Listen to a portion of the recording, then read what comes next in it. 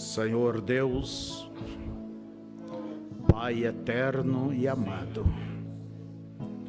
queremos lhe agradecer por Jesus Cristo, a quem enviaste, e vieste nele e por ele nos reconciliaste contigo mesmo. Tens nos perdoado e nos recebido, nos fazendo ser teus filhos e filhas, pertencer à tua grande família, sermos teus herdeiros. Nós te agradecemos e queremos te dizer que te apreciamos, ó Pai, te amamos. E é um prazer te servir, é um prazer ser um cristão, é um prazer, ó Deus, obedecer. Não é pesado, Senhor, porque o amor não sente o peso. Nós queremos lhe agradecer por tudo, Pai, e até aqui podemos dizer Ebenezer. Aqui está os teus filhos, teu povo, muitos deles não puderam vir, mas o Senhor conhece a necessidade de cada um. Venha, Senhor, corrija o que precisa de correção, alerta o que precisa ser alertado, consola o que precisa ser consolado, anime aquele que está desanimado. Ó Deus, orienta aquele que está desorientado, cura aquele que está doente, salva o perdido e perdoa o pecador, ó Deus, e que seja um maravilhoso encontro do Senhor conosco nesta noite, e que possamos sair daqui melhores cristãos e cristãs, em nome de Jesus. Amém. Foi atendido esses pedidos? Não? O nosso boa noite a todos vocês, né? Amém? Amém. E um maravilhoso dia, nem frio, nem calor, né? É assim que vocês gostam? É? É assim, né? Eu sei que há certos dias que a gente está desanimado, né? Até para levantar da cama, até para qualquer coisa. Tudo na vida parece que às vezes você cansa. Eu penso que aquele que é militar tem dia que olha para a farda e diz, que já não aguento mais nem ver. Mas é o que temos que fazer todos, é prosseguir adiante. Tem horas que a gente está com o corpo, está procurando ficar, não, vou deixar, hoje eu vou ficar em casa, dia quarta-feira, mas a hora vai chegando, não dá de ficar, não dá. Não é? Não dá. Há algo que move, que diz, você tem que ir, você está ali. Eu venho não porque eu sou pastor, apesar de dar o exemplo, né? Mas eu venho como vocês também vêm. Então, que Deus abençoe. Quero convidar a abrirem vossas Bíblias, Hebreus capítulo 6, para uma pequena meditação. Hoje pela manhã nós estivemos comentando sobre o livro da vida, tocando em vários pontos. É o mesmo livro como da vida do Cordeiro, o livro dos viventes, o livro de Cristo. E o nome, geralmente o nome, ele representa o que somos. Por isso que o profeta tinha um cuidado, ele disse, olha, você tem que saber o que significa o nome que você põe nos seus filhos. Ele chega a dizer o seguinte, se você não tem um nome, ao invés de pôr Wesley Presley, vamos dizer, Roberto Carlos, né? Ele diz, é melhor você pôr o nome de 1, 2, 3. Então, porque o nome geralmente relaciona a personalidade ao caráter. Então você põe o nome, minha filha, eu vou pôr o nome dela de Jezabel, calcula. Vai ser uma coisa meio difícil. E às vezes, pondo bom nome já dá difícil, se não põe. Deus sempre ele muda o nome. Quando uma pessoa tem uma experiência com ele, sempre é uma troca de nome. Jacó, Israel. Simão, Pedro. Quem mais? Saulo, Paulo. Saulo quer dizer Saul, né? Paulo, não seria bom um apóstolo ter esse nome, então Paulo. Então, a mudança de nome, porque o nome é a própria pessoa, e você é o que você é, a sua vida. Então, o seu nome está escrito no livro. Isto quer dizer, é a sua própria vida que está ali dentro, que é a vida de Jesus Cristo. A vida de Jesus Cristo não é a vida dele, ele curando, andando nas praias da Galileia. A vida do Redentor, ele é o livro da redenção. Quer dizer, é a sua obra, e nós somos frutos da sua obra. Amém? Isso eu acho tão profundo, tão maravilhoso. Isso nos estabelece mais em Deus. Vamos ler a Bíblia, capítulo 6 de Hebreus.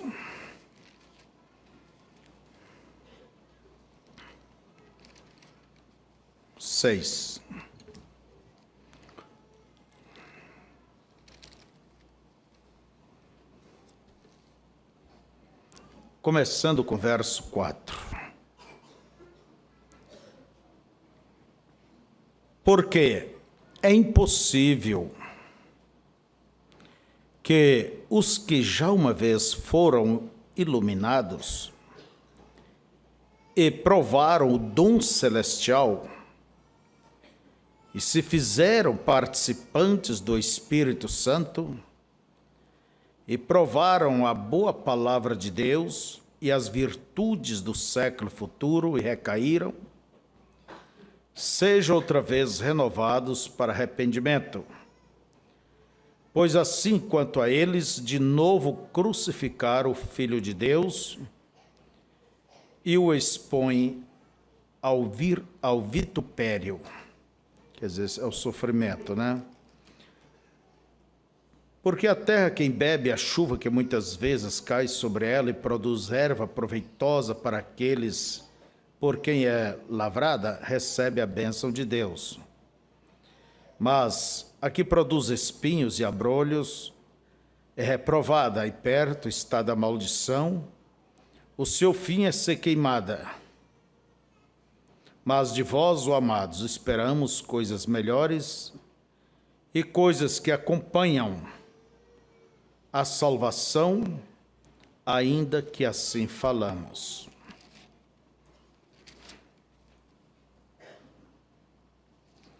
Quero ainda ler Hebreus 10, verso 26 em diante. Porque se pecarmos voluntariamente, depois de termos recebido o conhecimento da verdade, já não resta mais sacrifício pelo pecado, mas uma certa expectação horrível de juízo e ardor de fogo que há de devorar os adversários. Quebrantando alguém a lei de Moisés, morre sem misericórdia, só pela palavra de 2 ou 3 testemunhas. De quanto maior castigo cuidais vós, será julgado merecedor aquele que pisar o Filho de Deus e tiver por profano o sangue do testamento, com que foi santificado, e fizer agravo ao Espírito da graça, porque bem conhecemos aquele que disse: minha é a vingança, eu darei a recompensa, diz o Senhor. E outra vez, o Senhor julgará o seu povo. Horrenda coisa é cair nas mãos do Deus vivo. Que Deus abençoe. Podeis assentar.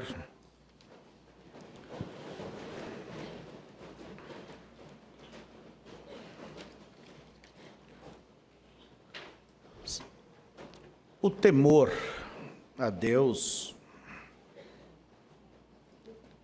ele é o que preserva a pessoa para não fazer coisas erradas. E temor não quer dizer ter medo, é o respeito. Os filhos não fazem coisas erradas, não porque não tenha muita, vamos dizer, liberdade. Muitos não têm, é porque não têm a liberdade. E até mesmo certos direitos diante da sociedade, da modernidade. Mas por que não faz? Essa menina não faz, esse rapaz não faz, por quê? Em respeito a seus pais, a sua família, e a si mesmo, para se manter puro. E não é preciso ser crente para se manter em ordem. Não, é o respeito. Agora, quando a pessoa ela não tem temor, é como diz, não tem princípio nenhum. Por isso a Escritura diz que o temor a Deus é o princípio da sabedoria. É o alfabeto, para leitura. E o que guarda realmente é o temor. Se não tem temor, religião não vai te guardar, regras e medidas não vai te guardar. Então, é necessário cultivar o temor a Deus. Às vezes pensamos que é uma portaria que vai segurar. Como a lei, vamos dizer, ela era uma portaria. Não faça, porque senão acontece isto e aquilo. Mas na graça, não é isto. Graça é o que Deus fez por mim. Obras é o que eu faço em consideração ao que Ele fez por mim. E não servimos a Deus com medo de ir para o inferno, ou com medo de ficar fora do arrebatamento, mas simplesmente porque estamos casados, porque amamos a Deus. Vamos dizer, e você casou com ele, você casou com ela porque você ama. E o que guarda a fidelidade entre o casal é ser bem casados, é se amarem, se respeitarem. Esse homem não tem força, nem passa pela sua cabeça o pensamento de trair a sua companheira ou companheiro. Por quê? Porque o ama profundamente. Então não é o medo que nos faz ser cristãos, mas é o nosso amor e temor a Deus e o nosso compromisso com Deus. Então, amados, vamos entrar por este campo aqui. Eu quero falar nessa noite sobre isto. Provaram e desistiram.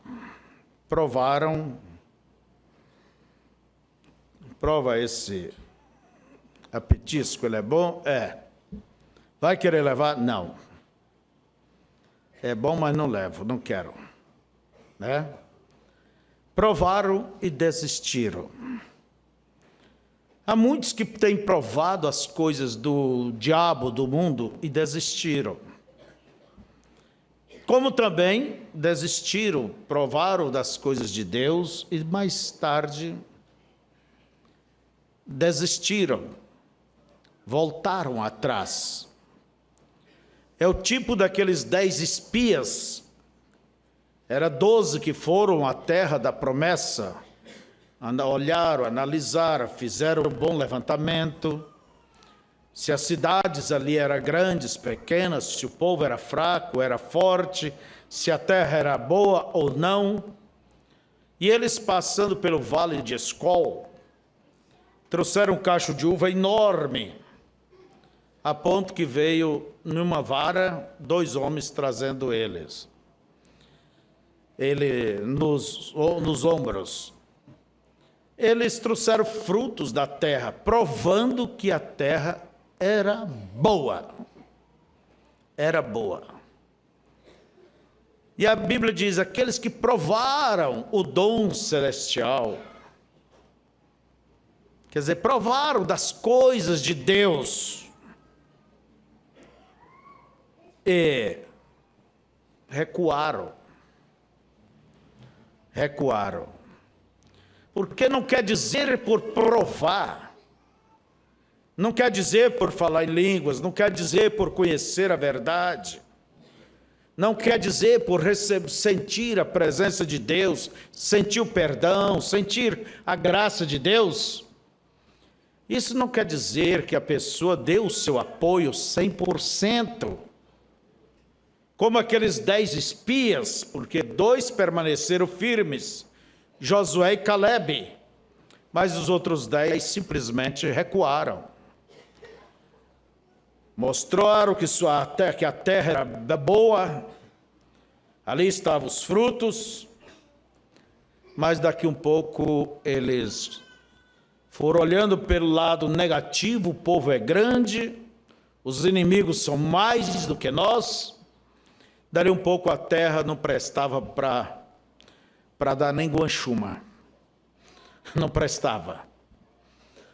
Então, aquilo desagradou a Deus de tal maneira que aqueles 10 homens pereceram. Deus ceifou a vida deles. E Deus castigou toda a nação para que voltasse ao deserto e ali cairia todos estes incrédulos. Um dia por um ano, 40 anos viveram longe da promessa. Por quê? Porque desistiram até que o juízo consumiu a todos. Mesmo comendo pão dos anjos, mesmo bebendo água, mesmo tendo a presença da coluna de fogo, mesmo tendo a mensagem e o seu mensageiro, mas morreram, se perderam. Morte quer dizer separação de Deus. Isto porque, devido ao posicionamento deles em relação ao que Deus lhes havia dado. E o que determina, irmãos, o nosso sucesso espiritual, a nossa vitória, é justamente o nosso posicionamento, o nosso discernimento daquilo que temos visto e ouvido. E o destino eterno baseia-se nisto, nesse discernimento. Então não se deve tomar as coisas de Deus como uma coisa pequena. Não. O nosso destino eterno, o nosso bem, tudo baseia nisso aí.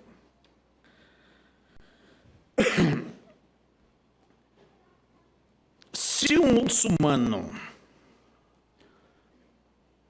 ele deixa a sua religião, nunca mais ele poderá retornar a ela. E quem entra, há um ditado, uma vez muçulmano, sempre muçulmano. Até os pais viram as costas e aquele filho morreu em plena vida. Eu conheci gente assim. Filhos que realmente tomaram o evangelho de Cristo e para a sua família morreu. Os pagãos eram desta forma também. Então, se alguém provasse ao cristianismo, viesse ao cristianismo, estava totalmente excluído da sua religião, daquele templo, daquelas coisas. Agora Jesus também nos disse uma coisa: quem põe a mão no arado e olha para trás, não é apto para o reino de Deus, quer dizer, não serve. Não passou no teste. E você sabe que, uma vez tendo o arado na mão e fazendo ali as vergas, né? Como que diz? Vergas. Aquilo tem que uma estar ao ladinho da outra. Tem que ir bem atento. Quem é que lavrou aqui? Levanta a mão. Oh, meus colonos, né? Entende? Eu lembro da irmã Sueli lavrando. Tanta gente eu lembro, né? E tem que estar atento. Você nunca vai ver alguém lavrando e olhando dos lados, para trás. Olha, você vai sair da linha. E pode ter uma pedra, um obstáculo, uma raiz, e você pode se acidentar, não é assim? Então tem que estar atento e se manter até o fim daquela linha, e volta, e vai, e vem. E é desgastante, mas a terra precisa ser preparada. E Jesus disse: quando nós decidimos por servir a Deus, não se deve olhar para trás. Pelo contrário, você cruzou a ponte, você deve queimar aquela ponte. E toda a esperança de retornar atrás foi desfeita. Fernão Cortés, quando ele desceu ali com seus soldados, ali na América Central, para lutar contra os maias, creio que foi os maias, ele mandou o povo todo descer do navio, tiraram tudo dentro do navio, e dali um pouco ele disse: ponha fogo nos navios. E olha que eles vieram da Europa, em um lugar estranho, sabendo que a guerra seria pesada, mas eles vieram decididos a vencer. E não tinha como recuar, não tinha navio mais para voltar. Quer dizer, vocês vençam ou vocês morram.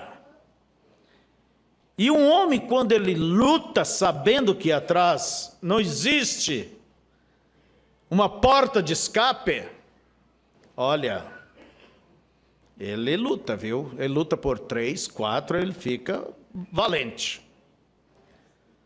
Fica valente. Então, aquele cristão que pôs a mão no arado e diz: é daqui para frente e nem um passo atrás, e Deus me ajuda. Esse é o que vence. Esse é o que vai adiante. Não aquele que vem: está bem, mas qual lado que eu posso escapar? Não, não é assim. E as Escrituras nos diz: se alguém se desviar de Cristo deliberadamente, quer dizer, voluntariamente pecar, se afastar, Hebreus 10, né? As Escrituras nos diz que esta pessoa, fazendo isto depois de ter recebido conhecimento da verdade, nem mesmo resta mais sacrifício pelos seus pecados. Quer dizer, fez a coisa conscientemente, pisou no sangue de Cristo, cuspiu no rosto de Cristo, depois de havê-lo beijado, como Judas fez, mas somente uma expectação horrível de castigo paira sobre a consciência do dito. porque agravou a Deus. Uma certa vez, uma jovem, servíamos a Deus ali em Goiás, juntos na mesma igreja, e ela foi para o Rio de Janeiro, e esqueceu de Cristo, esqueceu do seu voto, esqueceu do nome que ela recebeu, esqueceu de tudo. E foi ao mundão, como dizemos. Mais tarde, ela conversando comigo, ela disse: irmão Febrônio, eu olho para as pessoas que não conhecem a Deus e eu digo, tem mais esperança, está mais fácil ela do que eu. Porque ela não conhece, mas pode conhecer, e eu que estava lá e saí. É o que diz a Bíblia, é uma certa expectação. Não há mais uma tranquilidade. Pelo contrário, há uma cobrança. Porque voluntariamente fizeram isto. O irmão Branham chama isto crentes fronteiriços. Como Israel, quando ouviu o evangelho ali no Egito, foi a primeira etapa, justificação. Cruzaram o Mar Vermelho e do outro lado estava o deserto, era eles e Deus, não tinha mais Faraó e exatores sobre eles. Aquilo é o período da santificação, é você e Deus. E muitos são justificados, são santificados, mas não prossegue a perfeição. E a perfeição é o eleito em Cristo. A perfeição é Cristo, mas você é o perfeito em Cristo. Então, vão na vida cristã, aceita Jesus, vive uma vida razoável, entra no caminho da santificação e vão longe. Deixa aquelas coisas velhas, impuras, ora, jejuma, consagra, clama, chora, e vão indo, e vão indo, e vão indo. Como Israel foi caminhando até chegar ao Rio Jordão. E Jordão significa morrer para si mesmo. Em termos espirituais para nós, quer dizer, morrer para si mesmo. E é como uma pessoa que ficou doente, ficou em coma, mas não morreu. E retorna da coma, né? E esses são os que escandalizam o evangelho. Ah, eu estive lá, fui crente muitos anos. Entende? Eu conheço, eu sei. Oh, meu filho, eu tenho. Mas voltou atrás. Como diz a Bíblia, como o cão volta ao vômito e a porca lavada volta à lama. Retornaram. Nunca foram salvos. Porque se fossem realmente salvos, diz a Bíblia, é impossível recaírem. E quando que uma pessoa é salva? Quando?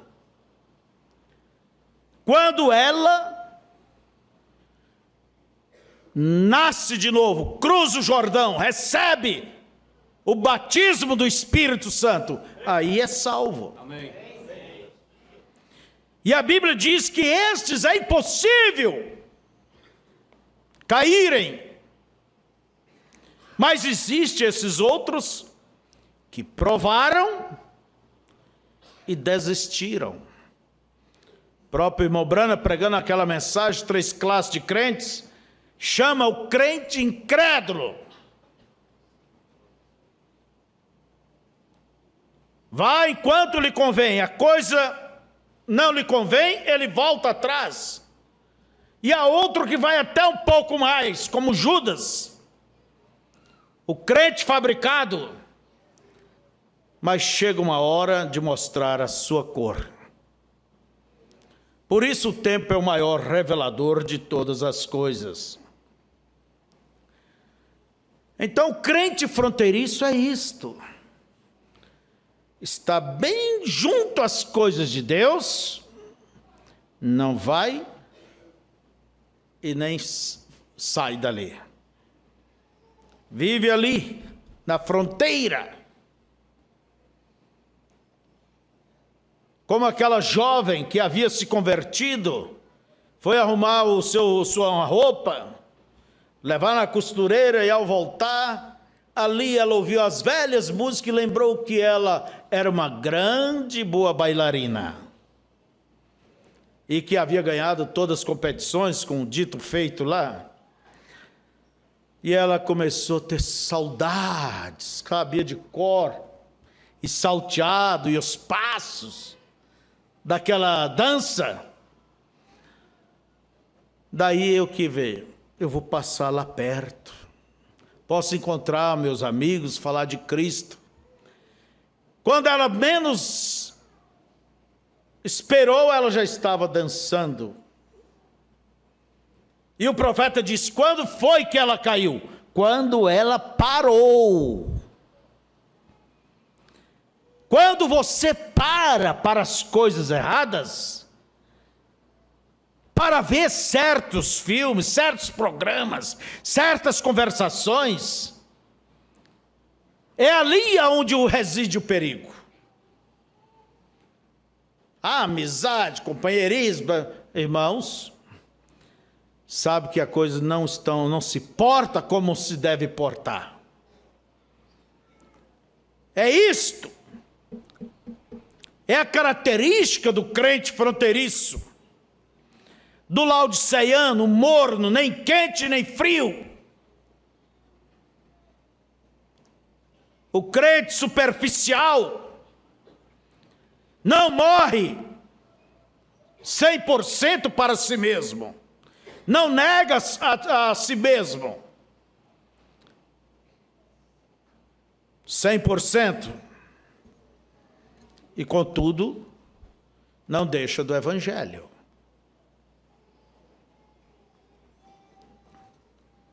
O crente fronteiriço é este.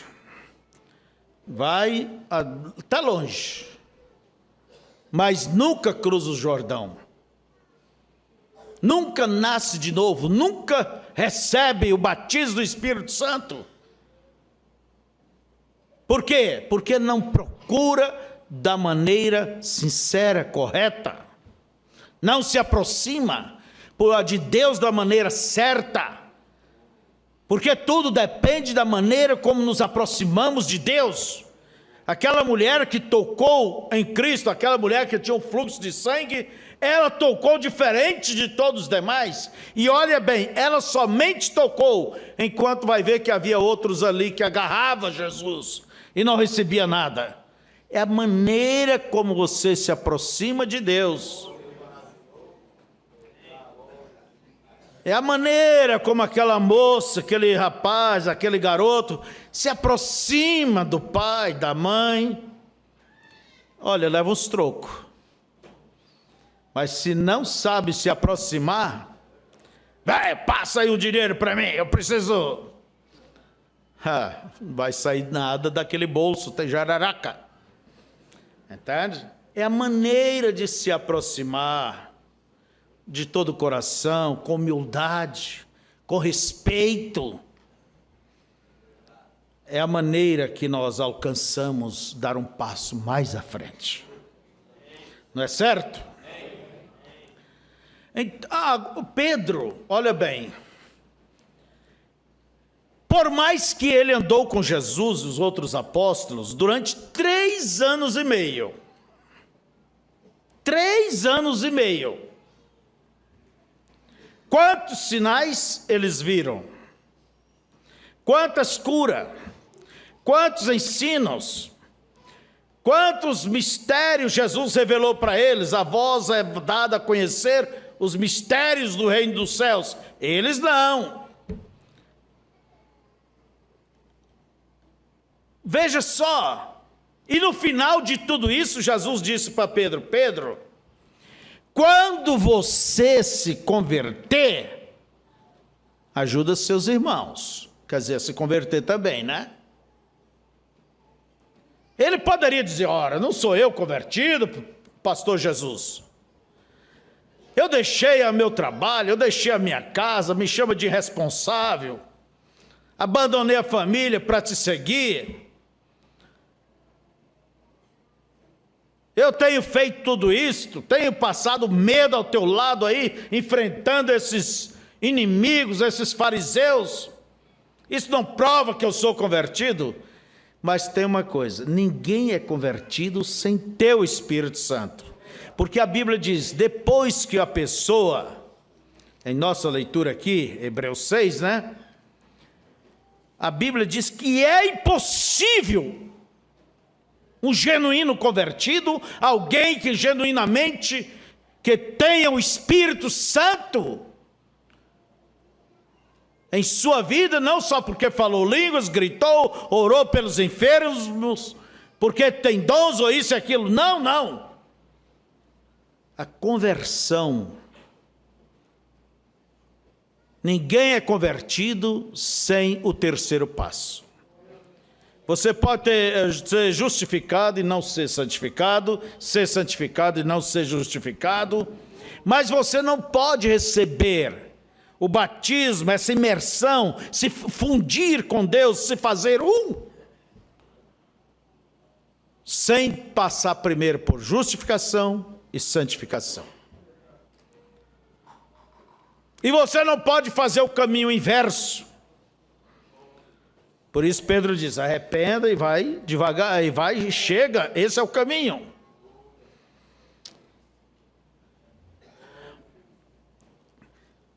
A conversão está aí, irmãos. Não vamos, eu quero bater nisso aqui. Não vamos tentar nos enganar.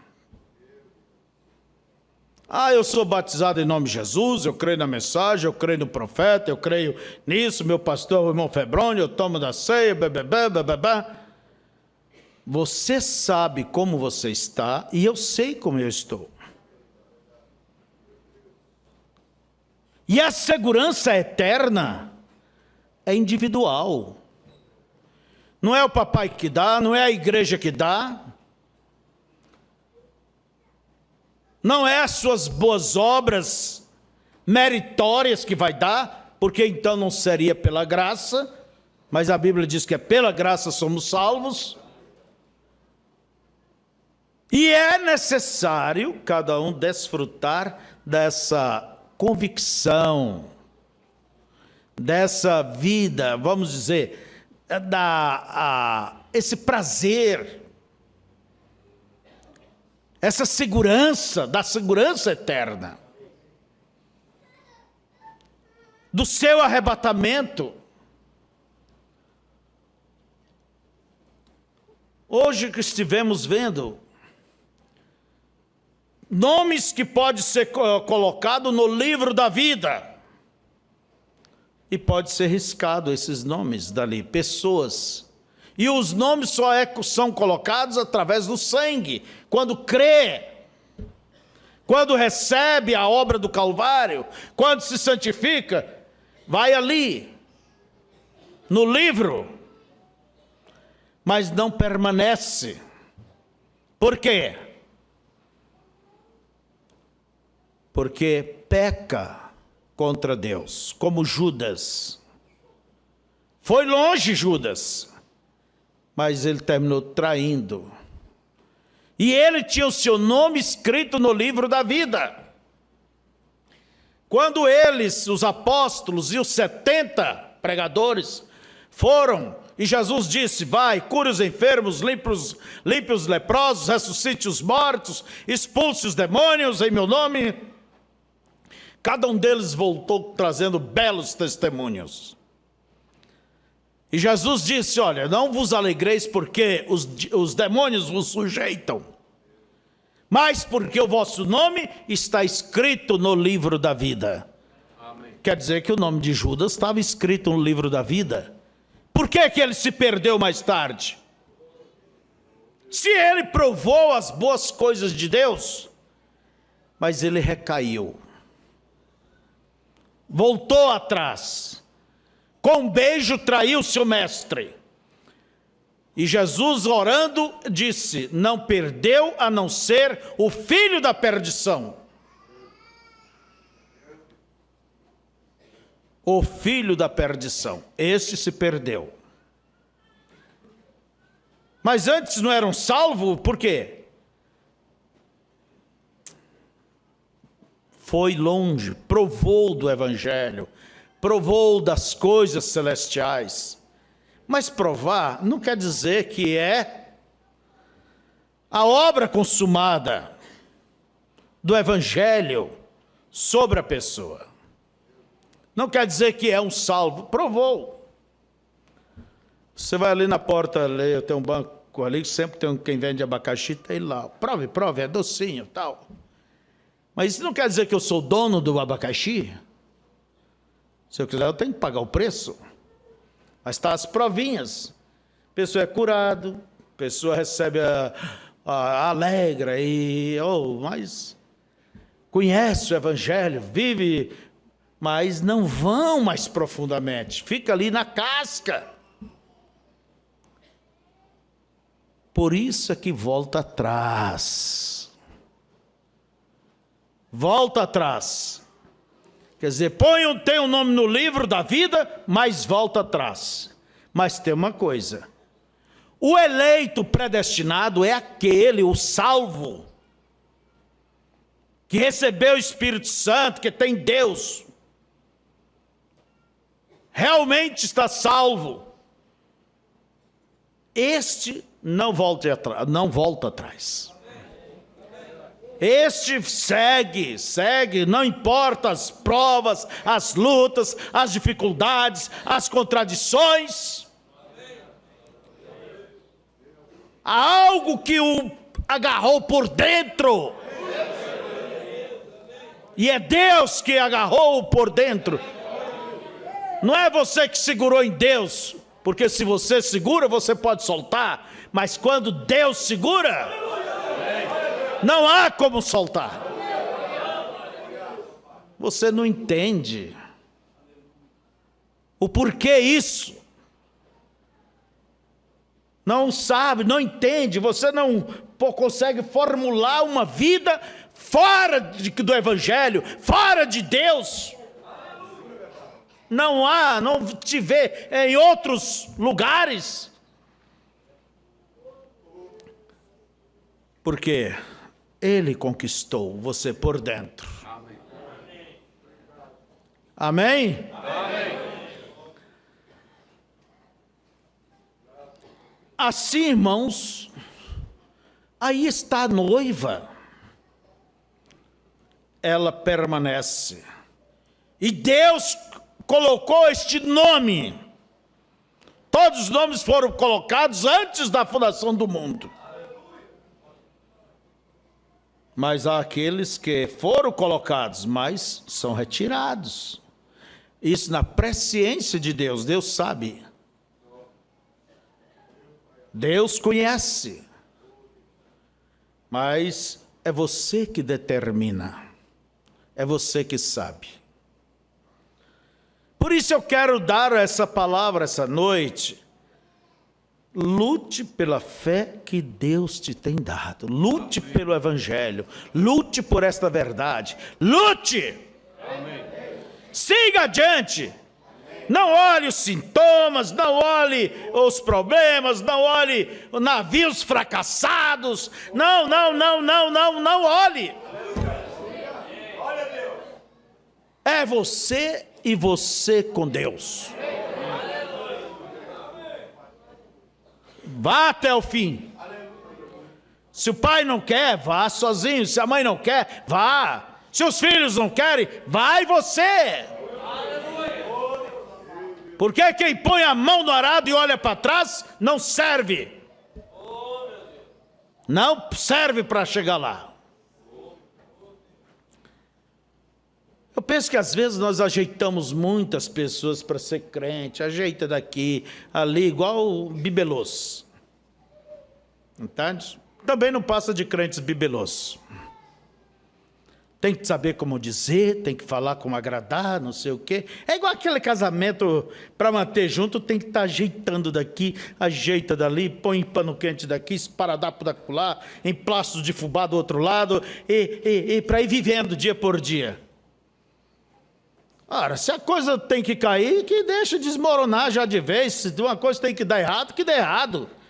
Se não é para ser pelo certo, faça igual pedreiro, essa parede não está com bom fundamento, não está isso, então derruba de uma vez. Faça a coisa correta. Comece lá por baixo. Te converta de novo. Faça uma reconsagração.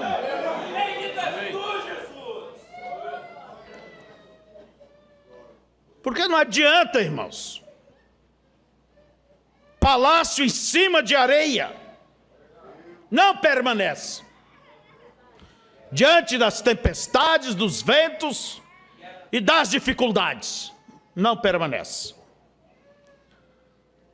Siga adiante, mas da maneira certa. Amém. Eu lembro de um corinho que eu cantava: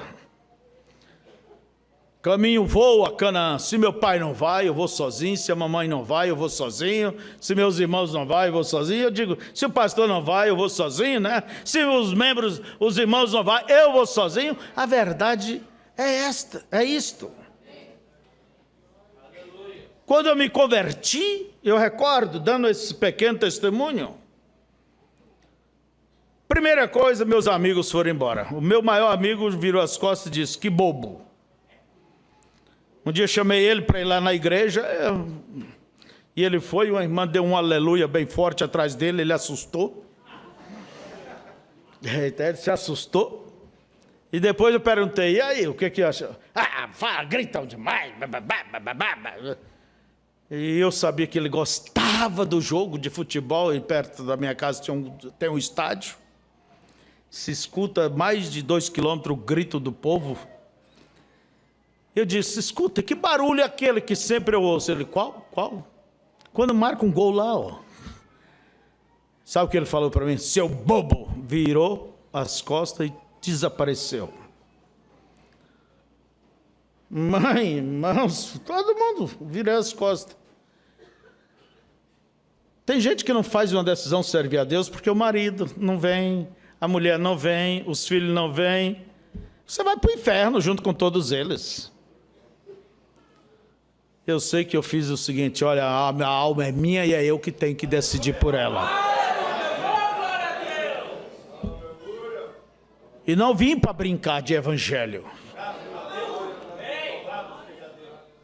Ganhei muitos bons irmãos e amigos, grande família, mas também perdi muita gente de primeira. Não vou dizer primeira, mas segundona, boa. Sei que perdi muita gente também. Mas o certo é, aqui estamos. Amém. Estamos porque não brincamos. Não estamos para brincar de evangelho. Não estamos para brincar de mensagem. Não estamos para brincar de Deus. Não, isso são verdades. Céu e inferno é uma realidade, não é um conto de carochinho, não.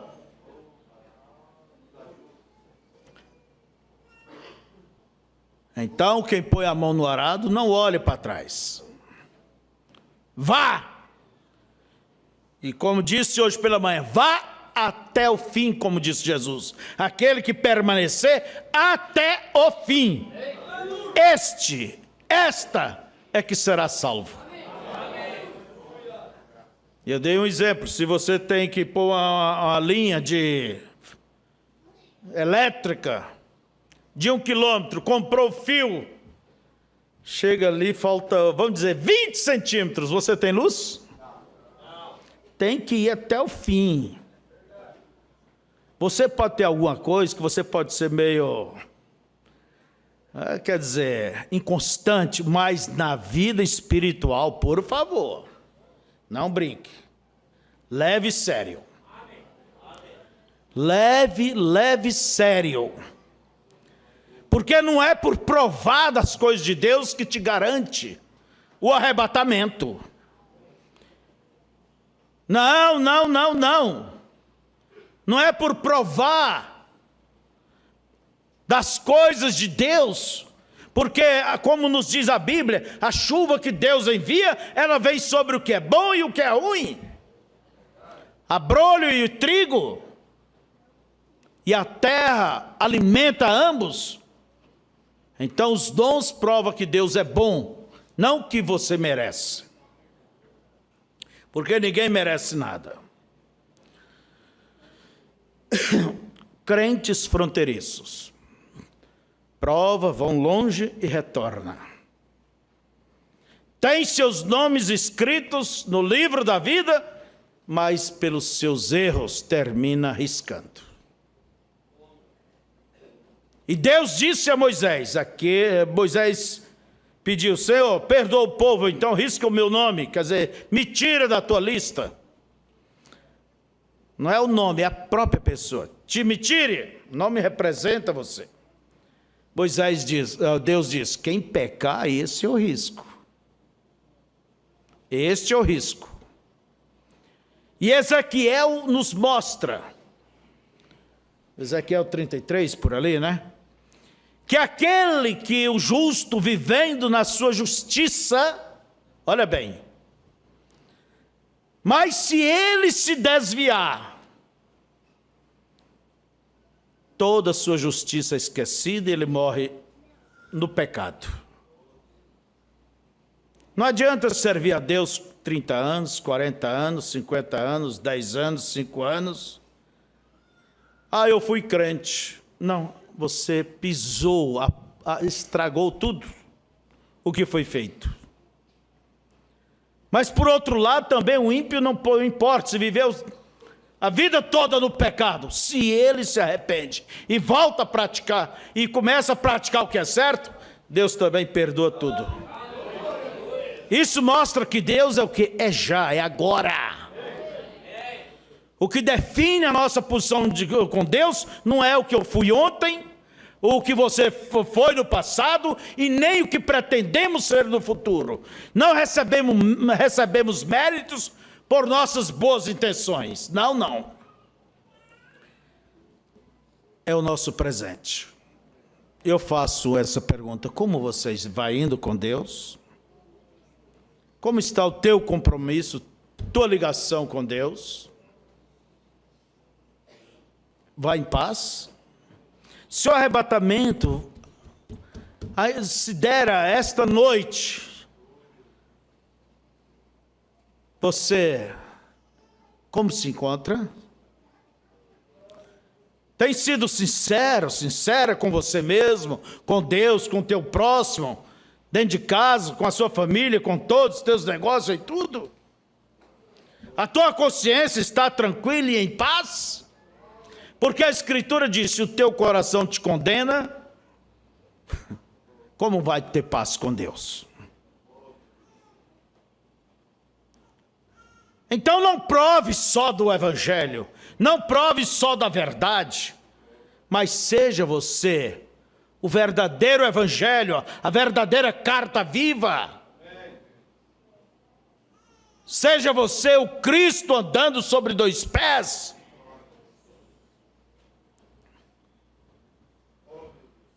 Nós encontramos que, ainda bem, como diz, Deus é misericordioso. Por mais que a pessoa, qualquer um, fale, erra, volta atrás, mas enquanto viver, tem esperança. Tem esperança. Deus é Deus de misericórdia, né? Enquanto viver, tem esperança. Enquanto não aconteceu o arrebatamento, tem esperança. Porque quando aconteceu o arrebatamento, a porta se fecha. Podes gritar: Senhor, me perdoa, com lágrimas derramando como uma bica d'água. Já não tem mais perdão. Não há mais. Senhor, eu vou fazer agora, vou cuidar da minha vida cristã, eu vou fazer a coisa certa. Já não tem mais aceitação, já passou. Vamos dizer, o ônibus passou e você não estava no ponto? É isso, é desse jeito. E quantos? Escute, igreja.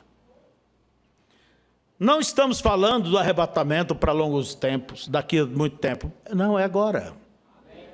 Já era para ter acontecido. Mas as misericórdias de Deus está segurando, talvez por alguém, quem sabe por mim, ou quem sabe por você.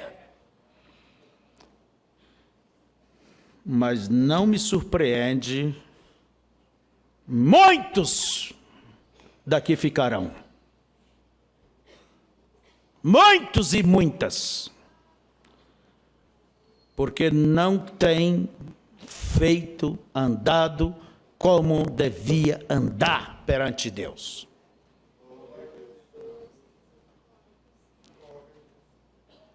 E depois que aconteceu o arrebatamento, aí você vai saber, eu devia ter ouvido. Eu devia ter cuidado disso. Eu devia ter ficado em meu lugar. Eu vou dizer uma coisa bem clara, irmãs, para vocês. Qual a maneira da mulher servir a Deus? Ela não tem que se preocupar tanto, vamos dizer bem certo. Não tem. Você não tem que preocupar tanto. Eu tenho que ler, eu tenho que ser espiritual. Não. Irmão Brana, como eu posso servir melhor a Deus? Sirva teu marido, irmã. Se você é casada, você está servindo bem a Deus. Sirva no teu lugar. Sirva a tua família. E se um homem, por mais espiritual que ele quer ser, que ele seja, se ele não cuida da sua família, a Bíblia diz que ele é pior do que o ímpio. É pior. Deixa a família passar necessidade, não olha pelas suas responsabilidades. Você tem que estar no seu devido lugar. E ninguém vai ser arrebatado fora do seu lugar. Essa filha, esse filho fora do seu lugar, você acha que você vai ser arrebatada?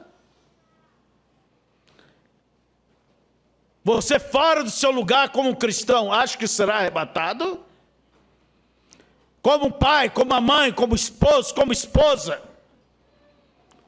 Pensa que será arrebatado porque conheço os mistérios, conheço isso, eu conheço de cor e salteada. Irmãos, não é o quanto você conheça da Bíblia, diz o profeta, mas até que grau vive o autor dela em você. Isso é o que importa. E lembre-se disto, quantas vezes já vos tenho falado? O diabo anda procurando levar a verdade deste tempo para um campo de discussão política, psicológica, de conhecimento. Um campo de conhecimento. E olha que tem muita água para afundar, se quer buscar, tem. Pode procurar, tem muita água. Mas isso não adianta se o alicerce não estiver sobre a rocha. E o alicerce sobre a rocha, quem ouve e pratica.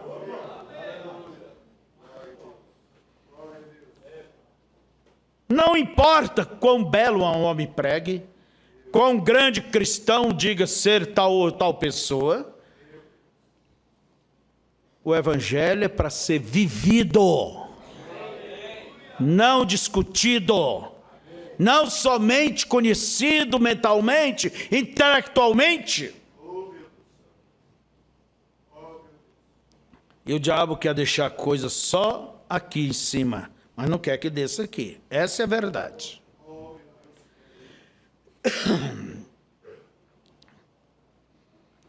Então, vemos, irmãos, que há muitos que provam as coisas de Deus.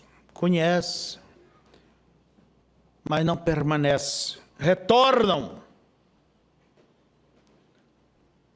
E estas pessoas, por mais que tiveram seus nomes no livro da vida, eles terão que ser julgados porque fez isto. Por exemplo, Judas terá que ir para o juízo. Por que você traiu o mestre? Por que você foi lavado no sangue de Cristo, foi batizado em seu nome, recebeu a revelação, e você voltou e pisou e cuspiu em cima de tudo isto? Profanou o sangue da aliança. E Paulo adverte: transgredindo alguém a lei de Moisés, morria sem misericórdia, quanto mais merecedor é aquele que pisa no sangue da aliança, profana.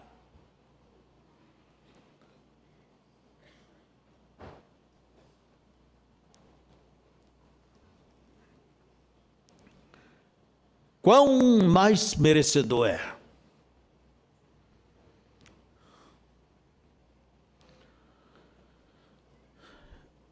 É necessário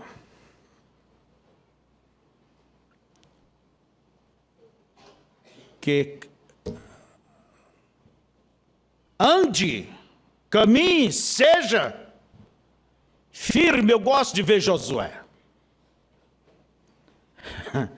Olha bem, quando a turma, aqueles 12 espias foram para a terra da promessa, para dar uma olhadinha, e trouxeram de lá as evidências de que a terra era boa. Irmãos, deixa eu fazer essa visão. O povo estava ali no acampamento, ansioso por aquela notícia. Porque após eles chegarem, nós já vamos entrar na terra da promessa. Já vamos tomar posse. E lá, quem sabe, muitos às vezes saía cedo, tentava dar um pedaço da estrada, ver, olhava, ficava o dia ali, queria ser o primeiro a ver os homens retornarem da missão. E um dia voltou, lá chegaram os homens. Aquela notícia correu pelo arraial de uma maneira, ficou eletrizante. Todo mundo veio no culto. Vamos ter a reunião hoje. Vamos ouvir o relatório. Barbaridade. Ninguém perdeu aquela reunião. Todo mundo atento, as crianças, todo mundo atento para o relatório. Vamos lá, fulano de tal, dê o teu relatório. Olha, gente, a terra é boa. Olha aqui o cacho de uva, e era só um deles. Tinha até maior do que este. Quem sabe o menino dizia: mãe, eu queria comer aquilo lá. Não, meu filho, essa aí não, lá tem bastante. Porque aquilo era uma prova de que lá estava cheio. Lá do outro lado. E vai, e a coisa ficou eletrizante, todo mundo animado, avivado. Mas o irmãozinho lá gritou lá do meio: vamos logo tomar posse dessa terra, gente. Que às vezes fala muita coisa boa e nunca chega, né? Vamos logo lá. Na hora de pôr a mão mesmo na coisa, a bola furou. Aqueles 10 espias, era 12, mas 10 se acovardaram.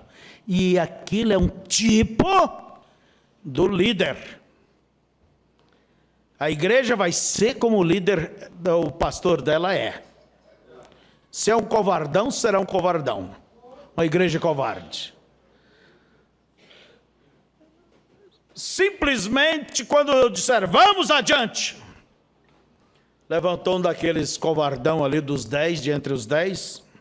Alguém teve que dizer primeiro: nós não podemos ir assim. Um olhou para o outro, a audiência, né? Você entendeu o que ele falou? O que eu vi? Será que foi isso? Parece que eu entendi que ele disse que não dá da gente ir. Foi o que eu entendi. Quem sabe outro diz: por quê? Lá gritaram da audiência: por quê? Daí começaram eles a olhar para as dificuldades.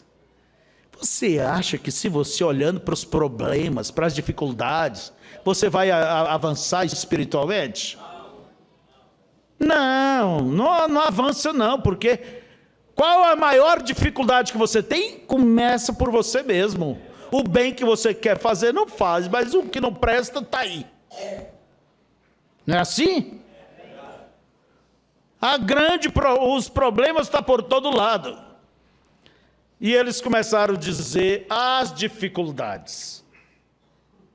Havia provado que o Evangelho é bom, que Cristo é bom, que Deus é isso, que Deus cura, que Deus faz aquilo. Havia provado. Mas não havia assimilado em sua alma como proprietário, herdeiro de tudo aquilo. Então, veja, começaram a olhar para as dificuldades. A terra pelo qual passamos, as cidades imensas, cidade tal, a própria cidade de Jericó, que está aí tão perto, só o muro dela em cima dá de passar 2 carruagens, uma para lá, outra para cá.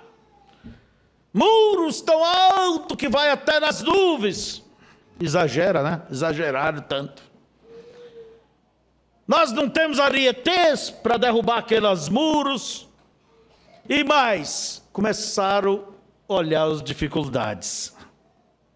Deixa eu conversar com vocês. É o que o diabo quer que você faça, é olhar os problemas. E à medida que você olha para os problemas, você vai caindo. Começa a olhar para a coisa negativa. Começa a olhar dessa maneira: meu casamento acho que não dá. Tá, ele saiu e não me trouxe uma flor no dia dos namorados. Né? Acho que está indo. Começa a olhar para os problemas. Para as dificuldadezinhas, para as picuinhas. Elas vão crescendo. O diabo está por aí para fazer boom. E você vai dando ouvido, ele vai crescendo. O que não era, vai ser. E eles foram olhando. Olha, nós passamos pela cidade tal, Hebrom, mas que muros imensos. Encontramos ali um exército preparado. Era um dia de desfile. Quanta gente, quantos homens, quanta armadura, carros de guerra. Nós nem chegamos perto. Como que vamos fazer isso?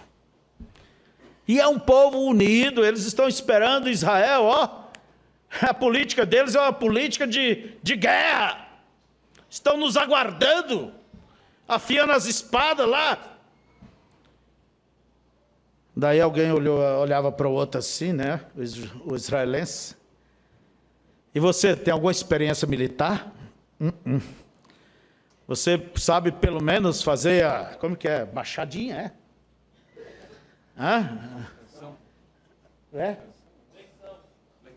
Flexão, né?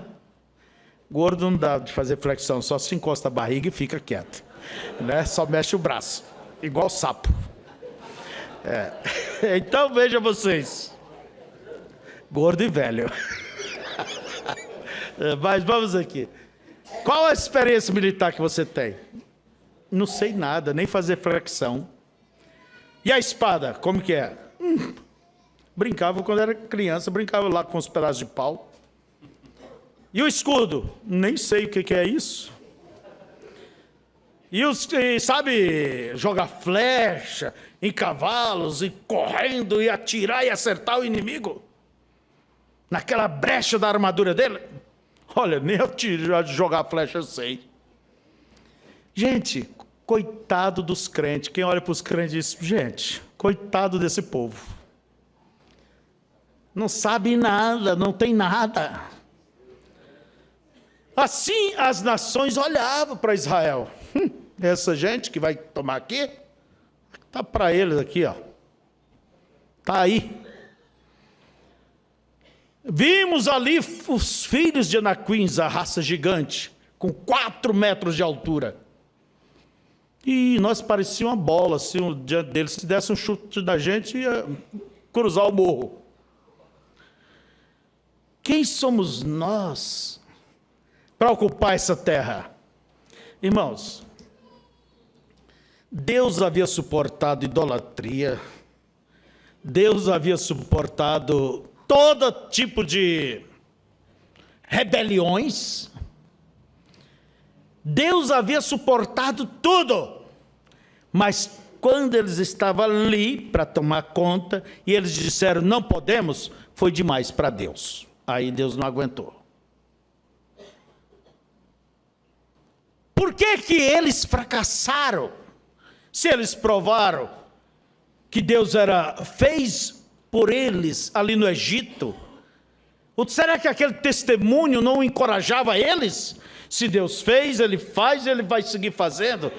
Se Ele me amou e me tirou lá do mundo do pecado, me mudou, me transformou, por que que Ele não pode me pular no arrebatamento? Você tem que olhar.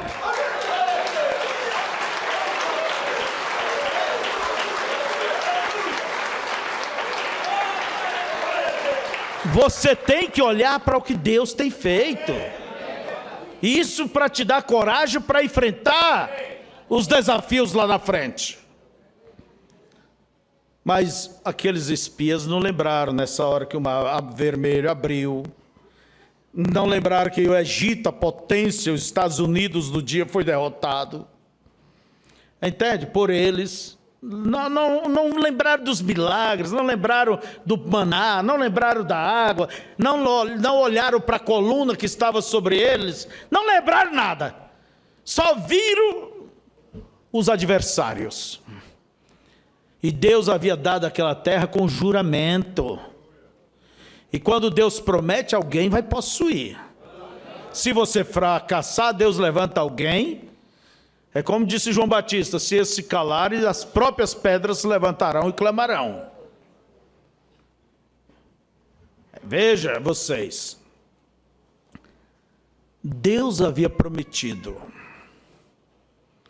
Agora Deus promete, mas é preciso que a pessoa tenha coragem de ir adiante e dizer, é meu. Mas eles olharam para os problemas, para as dificuldades.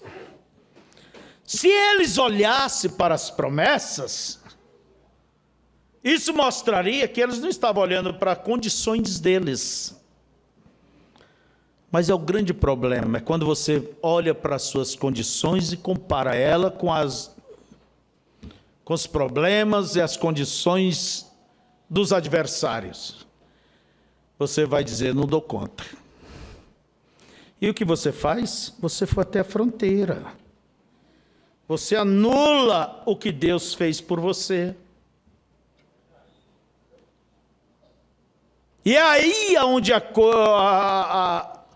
onde atrai o juízo. E aquilo trouxe a presença de Deus. E Deus disse, porque a presença de Deus não vem só para abençoar, vem também sentenciar às vezes. Moisés, saia da frente, eu vou liquidar com essa gente. Até hoje, por todas as maravilhas que eu fiz, eles ainda não creem. Por tantos testemunhos.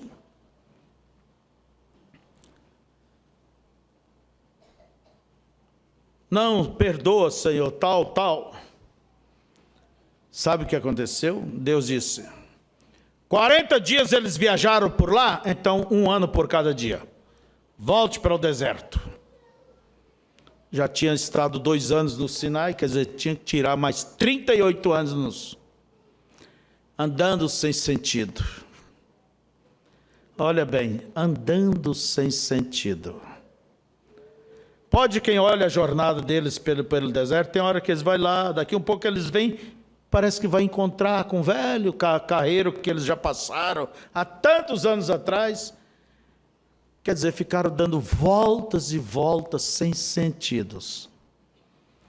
E o importante é que o profeta Moisés estava ali, Arão estava ali, a coluna de fogo estava ali, o tabernáculo estava ali, a presença de Deus estava ali, a água da rocha, que saía da rocha, que era Cristo, estava ali, o maná estava ali, e eles dando voltas sem sentidos. E eu penso, será que às vezes não estamos fazendo a mesma coisa, andando sem sentidos? Sem sentido? Mas, como disse, virai-vos para o norte, a mensagem. Quando morreu o último daqueles incrédulos, e a própria mão de Deus foi eliminando eles, onde era contra eles, um motivo ou outro, foi tirando eles da frente. Não deixe com que a tua incredulidade atraia a mão de Deus para te tirar da frente, através de um problema, de uma dificuldade, uma morte espiritual. Mas quando morreu o último obstáculo, e era eles o obstáculo, a incredulidade. Aí Deus disse, agora você chegou a hora, vamos vir para o norte. Agora vamos tomar terra. Vamos tomar terra. Vamos possuir a terra. Irmãos, se olhar para as dificuldades, os problemas, as lutas, entende? Como é difícil. Sempre foi difícil, mas parece que a coisa é mais hoje. Mas não é, é engano. Porque aonde abunda o pecado, superabunda a graça, a força, a misericórdia, a capacidade de Deus a teu favor. Então não é desculpa. É tão difícil esses filhos, essas filhas. Não, você tem a graça de Deus ao teu lado. Mas você não deva olhar, guarde isto, para a capacidade dos obstáculos, dos inimigos. Você tem que olhar para o que Deus tem prometido. E Josué pulou em cima daquele palco e disse, nosso Deus pode sim nos dar a terra. Pode. E Caleb ao lado, amém. Pelo menos 2 contra 10. Deus pode nos dar a terra. Só não vamos ser rebeldes contra Ele. Você acha que Deus não pode pôr lá no arrebatamento, te dar vitória, você superar todas essas crises financeiras, dificuldades, tudo? Deus pode te ajudar, te dar graça, vencer a tua própria natureza, vencer tudo. Mas se você segue olhando para a coisa negativa, você será um crente fracassado. Fracassada. Não vai desenvolver espiritualmente. Não vai crescer espiritualmente. Não encontrará 100% a vontade de Deus. E quando Deus diz, nenhum desses que provaram da minha terra, viram as coisas boas, entrarão lá. A não ser Josué e Caleb. Sabe como Deus diz? Porque neles houve outro espírito. Amém. Quer dizer que é uma questão de espírito.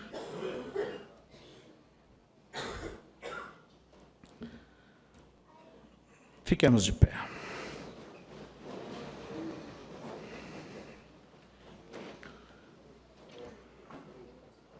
Feche os seus olhos.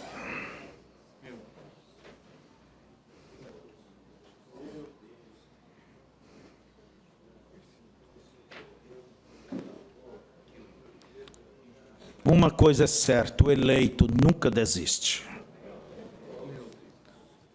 arrastando, caminhando, chorando ou rindo, ele segue adiante. Amém. E as Escrituras diz: ao que vencer. Glória a Deus. Cada era existe essa palavra, ao que vencer. E há uma promessa. E o vencedor da era seguinte é herdeiro da era das promessas das eras que antecederam a ele. Ao que vencer. Você está cansado, está cansada? Parece que a cruz pesa demais. Não desiste. Enfrente, mas enfrente de uma maneira como cristã, não como uma maneira ímpia. Tenha atitudes cristãs de um cristão, não de um ímpio. Por que querer fazer o jogo da maneira que o ímpio faz? E pensando que esta é a maneira de Deus? Não, procure a maneira correta. Ponha Deus ao teu lado, e Deus só pode estar ao lado da maneira correta, no bom espírito.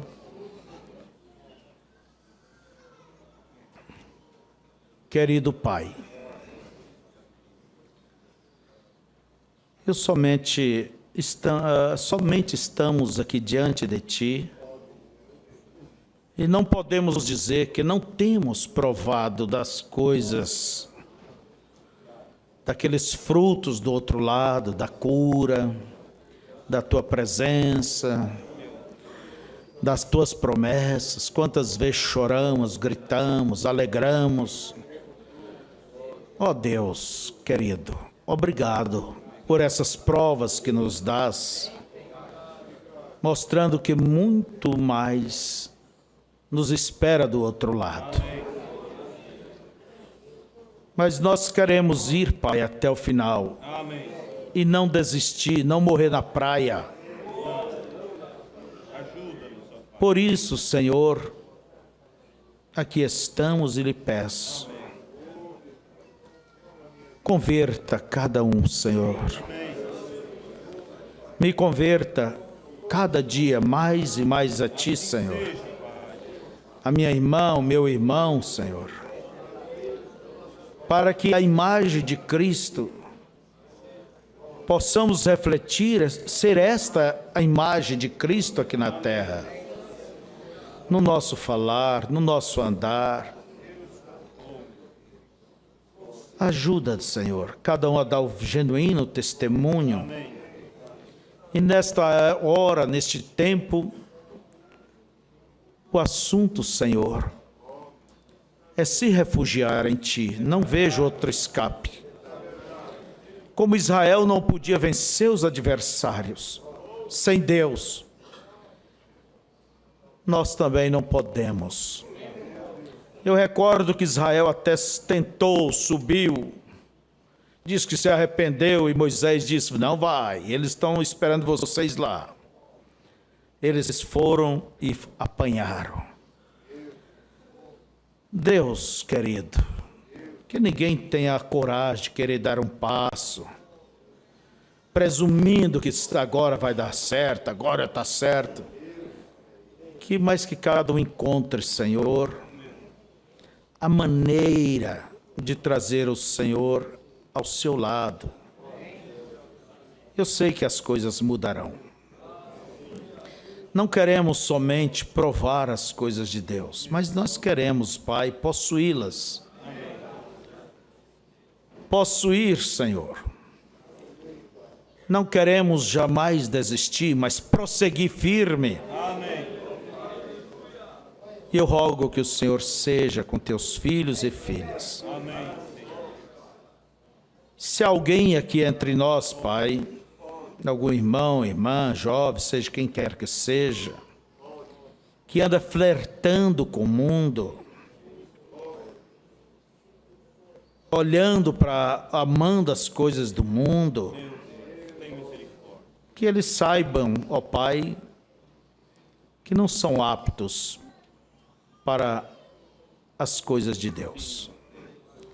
que tenha temor. Ajude a cada um, Senhor, a proceder corretamente. Não só no meio da igreja, quando vem aqui, mas lá no sua vida diária, no seu trabalho, em casa, na escola, nos seus relacionamentos. Ó Deus, eu lhe peço, nos perdoa nossas negligências e falhas. Cria em nós, em cada um, Senhor, aquele espírito genuíno, manso e verdadeiro. Tira a teimosia, a birra, ó Deus, o orgulho, esses olhares altivos, Senhor, a vaidade, esse espírito, vaidade, de se vangloriar. Limpa-nos, Senhor, de todo mal. Que cada um possa, ó Deus, cruzar o Jordão, morrer 100% para ti, para si mesmo, para nascer ali como um genuíno filho e filha de Deus, e ser trabalhado pelo Espírito de Deus, para que possa chegar à plena adoção. Leve cada um, Senhor, agora de regresso aos seus lares. E eu peço que o Senhor trabalhe trazendo o temor e o que cada um precisa, Senhor. Em nome de Jesus. Amém. Amém. Deus quer mais sinceridade. Mais sinceridade, mais pureza.